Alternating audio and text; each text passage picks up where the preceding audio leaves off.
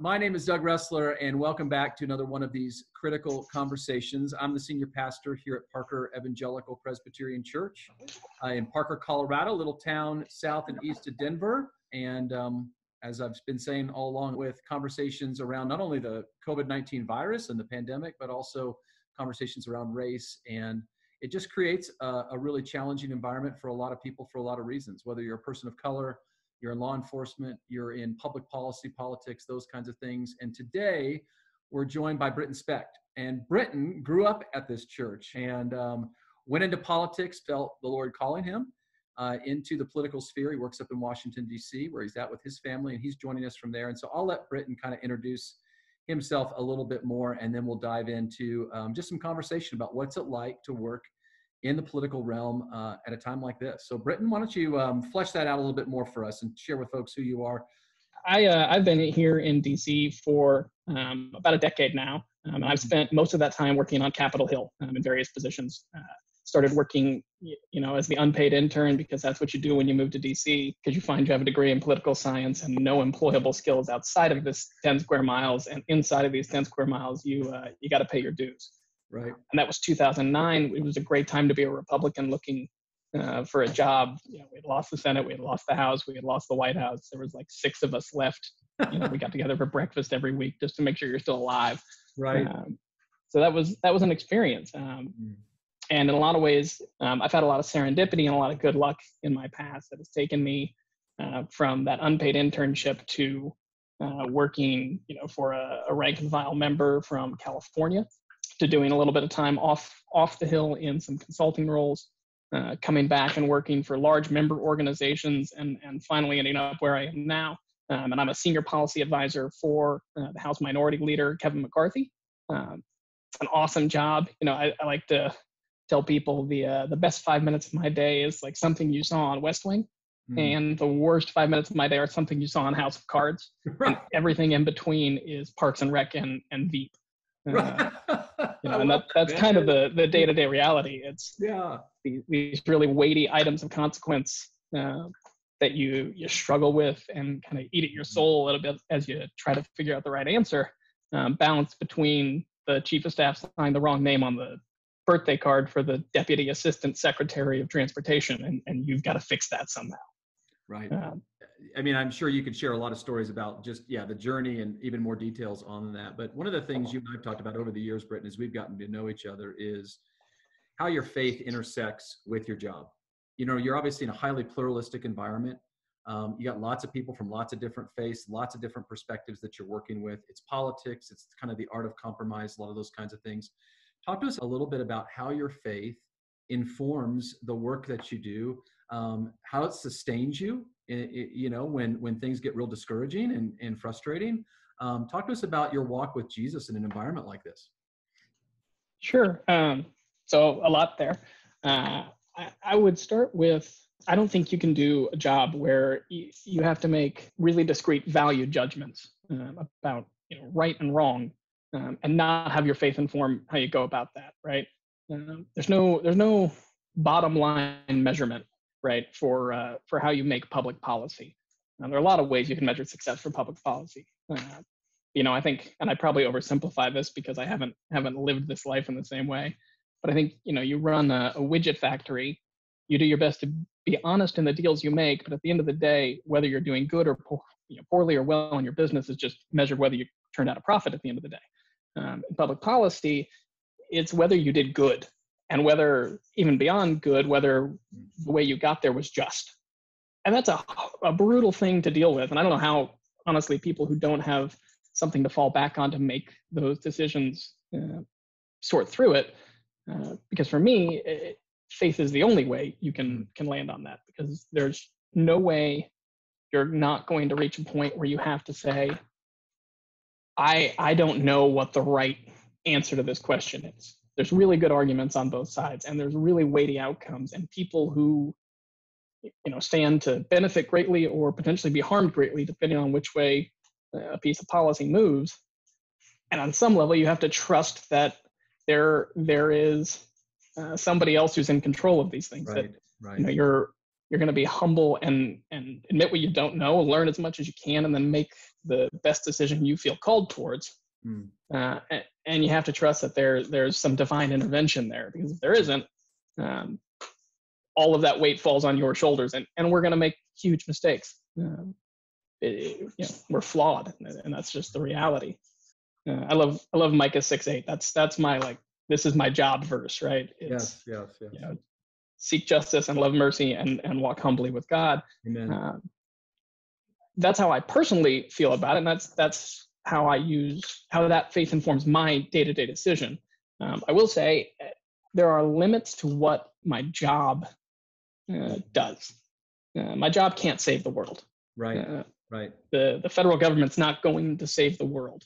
And so on some level, there are things I'm called to do in my faith that the government's not empowered to do. That as much as I want to do them, as much as they're good, as much as I may have an obligation to go out and do them myself, I don't have the power or the authority to exercise those ends.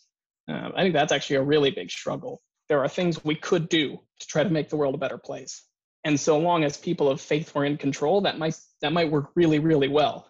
Of course, even people of faith, when they're in control for long enough, tend to screw things up, right? Right. Power tends to corrupt, right? I mean, it really That's does. right. We make mistakes. You read through the Psalms, or you read through Chronicles and Samuel, and you see these stories of David making terrible, abhorrent mistakes, interspersed by amazing righteousness, and throughout it all, this great faithfulness of God to see his promises through to conclusion in David and in his line. But man, things go wrong sometimes. They do, and they cost lives. Right? And how do you faithfully go about seeking the right answer to that decision, knowing that it's some degree of unfaithfulness that has put you in this position to begin with? Right. I think we find ourselves in those type of moments a lot.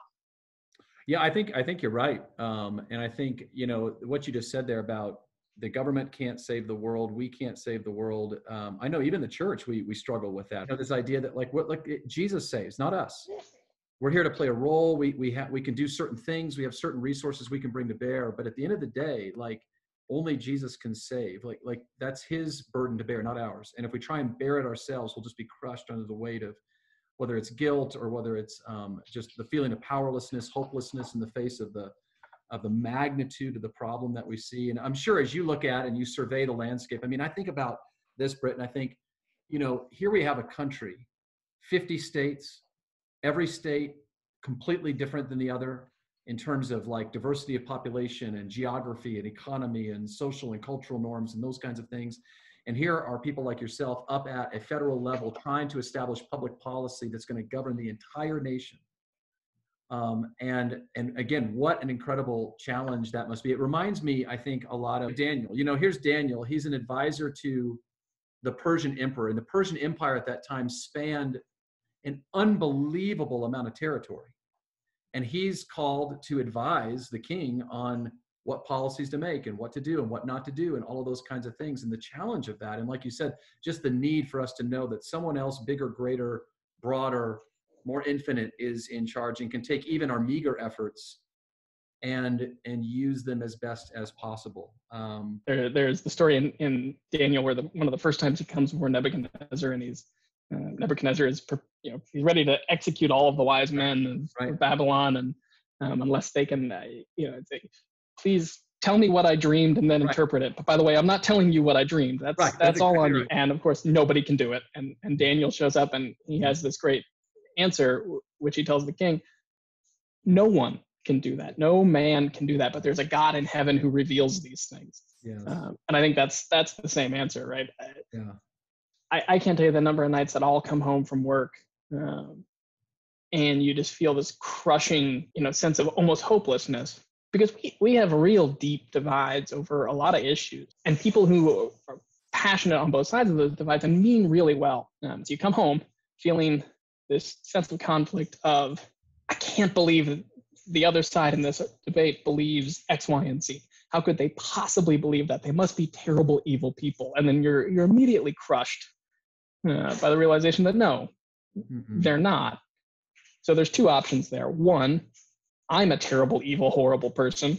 Right. Which jury's still out. On some level, right? I mean, we would acknowledge that, right? We're all sinners. Right. Everybody's fallen. But I mean, like, and so you left only with the second conclusion is that these moments of great tension, these things that are really hard to decide between, are things that no man is going to give you the right answer. No human being can arrive at this conclusion. And so we have to rely on the God in heaven to reveal this mystery. And sometimes it doesn't come on our timeline, which is probably the most frustrating thing, because you're just left waiting. And I think that you end up falling much more towards the, well, darn it, I'm going to say I'm right here because I've done all my thinking and I'm right. And I'm digging in, and may the Lord judge between me and you. But it's not always the most healthy place to land, because there is no healthy place to land. That tension is just so absolute. Yeah. In this time, you got a global pandemic, you've got the racial tensions, you've got the economic downturn. People are now learning what jobs are going to come back, what jobs are not going to come back, all of that kind of stuff, right? All this downward pressure.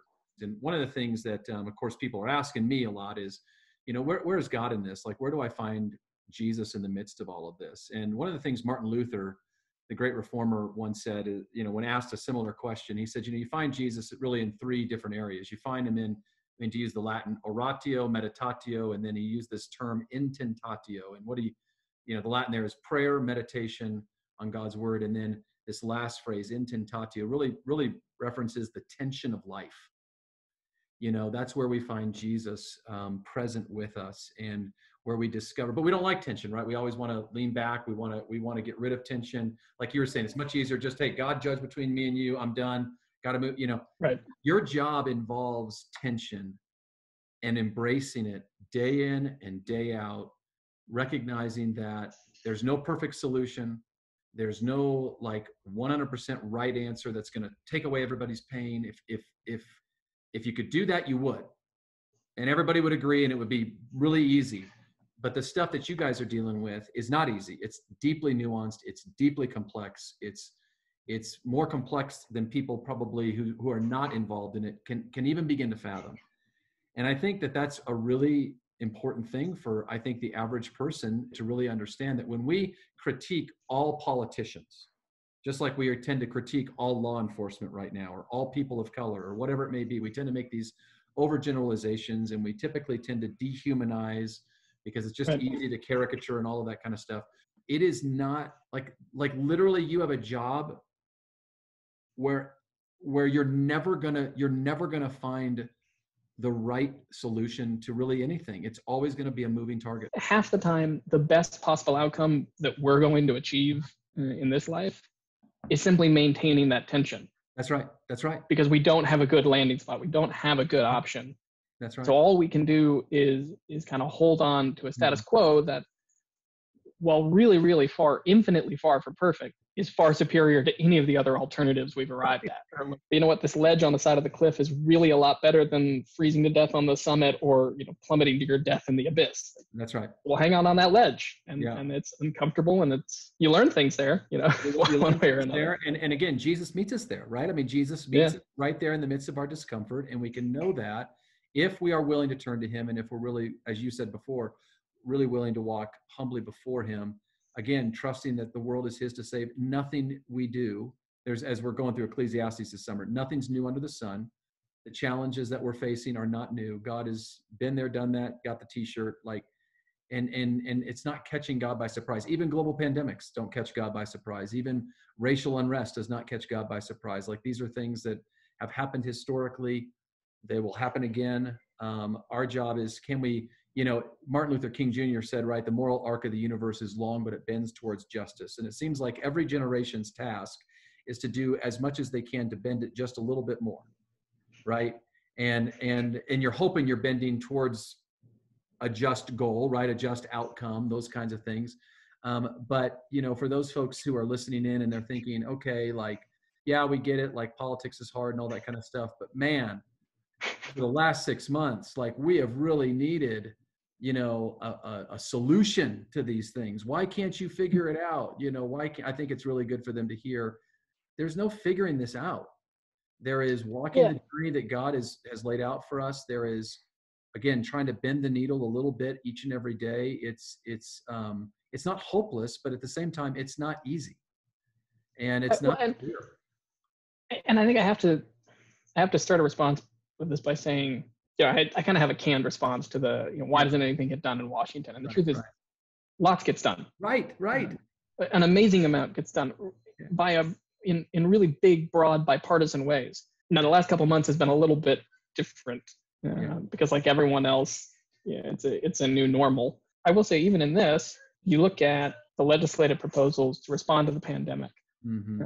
The degree of cooperation that existed there, in a lot of ways, I think is one of the strongest endorsements of our ability when we treat each other, first and foremost as children of God, of people who are worthy of respect in and of themselves, Right. And not merely as a counterpart in an argument or a means to some other end. And we can get a lot done. And we get a lot done on the basis of trust and a handshake. Some of that legislation, you had this hard-fought negotiation over the Families First Coronavirus Response Act. I have to remember what the acronym stands for. Right. TC, you run into this risk of, you got CARES and FFCRA and the FCRA, and it becomes acronym soup really fast. But during the FFCRA, there were huge mistakes in that legislation when it went to the floor at 1 a.m. after, I have to say, some of the longest days I've ever gone through in this job. But there are huge amounts of errors that we all agreed were there. And we also agreed we would fix them. And we would do it by unanimous consent 2 days later. That's a huge leap of faith. Right. And it only works, like I said, if you don't doubt the intentions of the other side. I think in a lot of ways, that's what we're called to do, right? Be vigilant, but trust that we're going to make an honest bargain here. And we both believe it's honest. And if it turns out it's not, somebody else is going to get to administer the justice here. Right. Now, more often than not for us, that's the voters, and we trust them to do that at the ballot box. Right. But in a broader sense, when it's the one-on-one interpersonal relationships, that really is the moment where it's I'll give you the best deal I can, and then we're going to have to let kind of the Lord be the judge of whether we did what we said we were going to do, whether we delivered on this agreement or not. Right. Yeah. You got to assume the best. Right. I think the scriptures are pretty clear about that. We're going to do a whole series this fall, Brittan, on God's politics as we head into the election season. Good luck. I figure, might as well, right? Everybody's thinking about it. And we're not going to obviously talk about candidates and those kinds of things. We're really just going to talk about how politics for us, even going back into the scriptures, can so easily become an idol. And how do we avoid that? My sense is part of what's being exposed in this time is that we've really placed our trust in the wrong place, by and large, as a country. We keep counting on human beings to solve all of our problems, and we keep waiting for someone to kind of ride in and take away all of our suffering and pain. But the reality is, Jesus said, in this world, you're going to have suffering, you're going to have heartache, you're going to have pain. Like, this is just the reality of living in the world that we live in. And so here's what you do for your political leaders. You pray for them. You honor them. You do your best to support them and assume the best about their intentions, like all of those kinds of things. That's my sense in terms of like what the call is for the people of God in a moment like this. What would you say about that in terms of like, how does the people in just your rank and file, just in the country today, how do they best support? How do they best encourage? How can they best support you guys in Washington as you're, again, tasked with this impossible job to try and lead our country through these incredible events?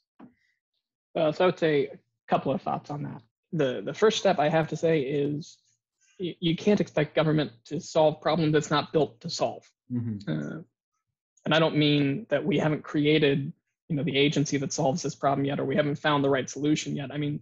But at the end of the day, government is our fill-in for the fact that absent living in God's justice, we need somebody else to adjudicate things between us. And because we don't trust each other, because we're fallen and sinful, we have to do that at the point of a gun. And that's what government is, right? It's violence and force.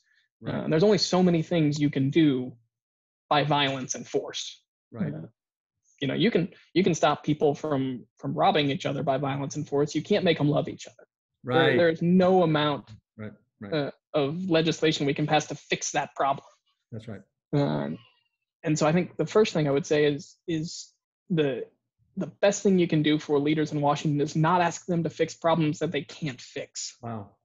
Uh, So have the right expectations. Right. I mean, the really simple version of this is when you vote for student body president in your high school, don't expect them to give you the afternoon off. It's not in their power to do it. Right. It gets obviously infinitely more complex when you get to this level. I think you have to have that realistic expectation, because the people you send here do have good intentions and they do want to do what's right. Right. And they're also people who like finding solutions. So if you tell them there's a problem, they're going to be the guys out there with a hammer and everything's going to look like a nail. And so that really is a citizen's responsibility to be careful what you ask for. One of the things I would hope that people watching this watching all of these videos, but this video in particular, would remember that we're talking about real people. And so when you blast off on social media, or you blast off on, like, you're talking about real people who have real feelings, they have real hearts, they're doing an incredibly complex and very difficult job, and you're making the job harder. You're actually making the job harder the more you contribute to a toxic soup of just outrage and anger. And that actually is not the Lord's call for us. And we may virulently disagree with decisions that are being made, but to assassinate character and to do those kinds of things, it seems like all we're doing there is doing, what Jesus accused the Pharisees of doing, which is just piling up burdens on people's backs that they just cannot bear. That's got to be one of the biggest discouragements for you as someone involved in public policy, someone who's really doing his best to see kind of what comes through the media or social media or those kinds of things, lumping everybody into the same boat, stereotyping, all of that kind of stuff. So some of it you grow a thick skin, right? Yeah, you have to. And there are levels to this, right? The first level is you grow a thick skin and you look at it and say, I don't know who this person is. I can tell by what this person is saying that they don't really know what they're talking about. And that's going to roll right off your back. It's much easier to deal with either strangers or people who are misinformed, because you can disqualify it. But you get to that next level where it's somebody you know and somebody you trust who looks at it and says, I don't think you're doing this right. And that gets a little bit harder, and you have to separate the two levels inside of that. And one is if you know what you're talking about, and I generally trust you, but I think you're wrong. And because I think you're wrong, if you think I'm wrong, then I'm doing something right. Right? It's the if they're worried about beating you, then you're on the right track. That's kind of the mentality you get. Although that's dangerous, because it gets very tribal very quickly, and you start justifying a lot of things. Right.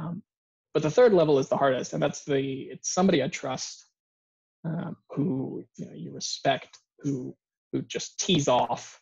And while they might not know everything, it's kind of like me and electrical wiring. I know just enough to be really, really dangerous. Right. Those are the times that it's really brutal. And I think the hardest part is, that can be people back home, that can be your friends, and that's hard interpersonally. But it might actually be even harder when it's your colleagues, from people who really should know better. Those are the times I think it's really the hardest. It's because they're also often the most biting criticisms, and sometimes that's because they are the most politically expedient. And I've spent a lot of nights, lying awake in bed trying to decide is the attack somebody leveled against my boss or a policy position I hold, or against me personally in some of these discussions. You lay awake and you wonder, did they say what they said because it was a good argument and a good soundbite? Because they're professionals at this, and on some level that's what they do for a living? Or did they say it because they meant it? And if they meant it, am I really on the wrong side of this? And when you hear from somebody who you trust and you respect, who says, well, you're just not valuing human life enough, you're valuing 5 points on the stock market. That's brutal. Right. Because I can certainly tell you that's not the view we take of it when we write that policy. But on some level, that is the output, right? Right. That if you believe that economic depression leads to deaths of despair, you're trying to weigh how much do we do on either side. And you're never going to get a satisfactory answer. And it's really brutal when you hear it from other people. Or, I mean, obviously the questions around racial dynamics in the country, there are some versions of this debate where you have to ask yourself, how do you even engage in it?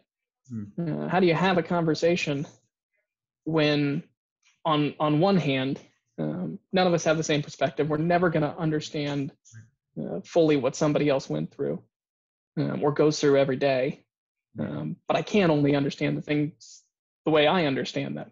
And solution can't be that it can't be understood, right? Because if that's the solution, then society just gets bracketed down into ever smaller groups, right?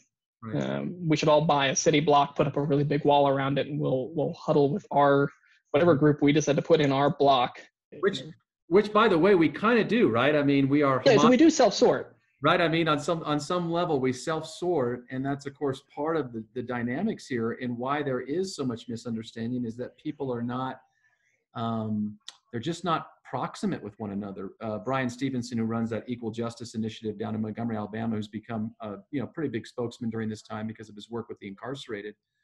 He talks about that, how proximity is power. So you got to become proximate to people who are different than you. Well, I live in Parker, Colorado. Like, I don't encounter, we're a largely white community, upper middle class, like all of those things. So I don't encounter people of color necessarily, although that's changing to some extent. I don't encounter poverty necessarily, although we're pretty intentional as a church engaging those issues. Like in your day to day, you're just not going to encounter it too much. And so as a result, it seems distant from you. And then again, there's that lack of understanding. There's that difficult trying to put yourself in other person's shoes, right? As you're challenged by that, it's deeply, deeply challenging. And then you just try that on a massive national scale, and that's the challenge you guys face. Right. Well, on one level, we have a great advantage to that. During most of March, as cities and states started to really shut down, but Congress was still meeting. My coworkers and I in the leader's office had several discussions where it was who's least happy that Congress is in session and meeting? Our wives, right? Because this is my job. I'm going to go into the office. And the thing about going into the office, if you work in the Capitol or the folks who work in the leader's office, if at the senior staff level, we have this amazing privilege that we get to be on the floor of the House of Representatives for votes, and we get to talk to members. And it's second to none. You're standing in a cathedral of democracy, watching it happen, and it's and participating in it. Right? It is like a civic communion. There's no other way to describe it. But it's also like visiting every small town and every airport in America at once. Right. In a tiny little room where everybody's 2 feet from each other, and it's loud and it's hot and people are yelling, and it's this is like if you're going to get sick, this is where you're going to get sick, right? Because you're getting the entirety of the country here at once in one room. So on some level, in that case, it's a terrible disadvantage. But the reality is that's fantastic. That's why republics work, because they do bring all those experiences together. They force us to interact with each other on that level. When you have the process that forces us to engage across all those boundaries that we don't normally engage in, you come to much better solutions because you do get that experience. When you get diversity that's observable, I think the most astonishing thing to me is the diversity you get among people who you think should be monolith. Interesting, yeah. When you actually have these open debate process, it's taking a vote that when you think of 65-year-old white guy Republican from the South, you have an image of your mind of how he's going to vote. And you look at it, and that's not at all how he votes. And you go and ask him about it, and he's got a life experience. It's different. And it's different from every other member who fits that profile. So diversity comes in so many more forms than I think we give it credit for. Yeah. And that's a good thing. Like you said, it's when we can engage the tension that brings, because all of us have stories and all of us have experiences that shape us profoundly. and they shape our values profoundly and shape why we think about things profoundly. That's really the blessing of democracy. House members, Senate members, they're human beings too. And like all human beings, we don't want tension. Like you said, they are, in this sense, sort of drawn to this world because they have gifts, there's an attraction to them for it, like all of those kinds of things, just like all of us are drawn to whatever world that we're in because we feel an affinity for it, right? And so in that way, they're especially equipped, maybe for the work that they do and those kinds of things. And that's a good thing. That's what we want. That is what makes them extraordinary. And they're not supermen or superwomen. They're just human beings. And we have to always keep that in mind. And I think sometimes, like I said, I think that's what gets lost when we look at, them being interviewed on television or something like that. And we think, why can't they just figure this out? And it's like, well, wait a minute. Like, what are you really actually asking? Because like you said, they could figure it out for you and you would hate the solution. Oh yeah. We have solutions to everything. There are solutions. And we would hate probably most of them because it would be, it would be all kinds of restriction of freedoms or whatever it might be, right? I mean, in terms or it might not be, it might be total anarchy, right? Right, total anarchy, right? Yeah, which isn't great either. So, I mean, there is no easy thing. Well, Brittan, I've kept you a long time, and I just appreciate your time. And is there anything, any last thoughts that you would want to offer folks listening, folks who will watch this video, who will say, yeah, like that would help humanize this whole process? Again, maybe it's something that they could pray specifically for. We talk about praying for our political leaders all the time. Any thoughts? That's hard because it's such a long list of things you could throw out there, right? Yeah. And you have the kind of the easy things that people think of. I hope people pray for wisdom for the decisions they're making. I hope they pray for just the endurance of folks who are called to these jobs. Maybe actually that might really be the thing that people probably don't think about as much as I wish they did, is just how much this process wears down people. Whether it's just long work days, and that everybody deals with that, right? But long work days where on some level or another, a third of the country or half the country is going to think you're a villain at the end of the day. Yeah, that's brutal. I mean, it destroys your soul to deal with that. And so the members who I see who do it the best, and the staff who do it the best, are the ones who wake up the next day the happy warrior. And to be honest, the only folks that I see that can do that consistently for a long time are people who are deeply rooted in their faith and encouraged by their faith. And I have to believe that a lot of that is the prayers and support they're getting from back home. So that's I think that's the thing I have to ask for. And then beyond that, the only other thing I would say is that when you see the person on TV and you just, why can't they figure it out? The they is always really dangerous, right? There's always they and them and the other and the someone else. It's these generalizations that divide us. Right. When you generalize, you have to capture a larger group, not a smaller one. Right. And I think we have to think of ourselves as Americans are all Americans. We're all subject to this authority. And that is kind of the smallest subdivision that we have when it comes to political authority, right?